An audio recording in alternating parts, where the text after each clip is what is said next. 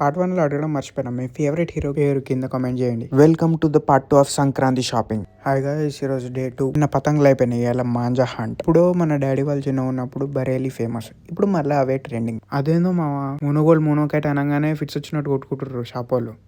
బరేలీలో best manja వెతకడానికి మొత్తం ఊరంతా తిరిగినా మన ఏడా దొరకలే.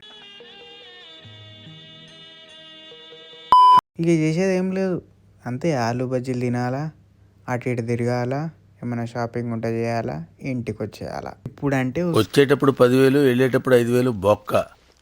ఇవి డజన్ 120 అంట. తీసుకుందాం అనుకుంటున్నాం ఇంకో డజన్. బరీలతో ఎగరేసామా అంటే టంగుసోడు వచ్చి కోసి దొప్పుతాడు. పోనీ టంగుస్ ఎగరేసామా అంటే మనసు ఒప్పుతలేదు. సాత్తో ఎగరేసుకొని తలపైన పెట్టుకోవడం బెస్ట్. ఇక కైట్ దీంతో తలకాయ పైన కొడితే మాన్యువల్ అంత బొక్క పడుతుంది మా. సైలెంట్ గా స్వెటర్ వేసుకొని జంప్ అయిపోవాలని ఉంది మావ. అప్పట్లో 10 రూపీస్ తీసుకొని ఒక 10 కైట్లు తెచ్చుకుంటే గలీలో నడుచుకుంటుంటే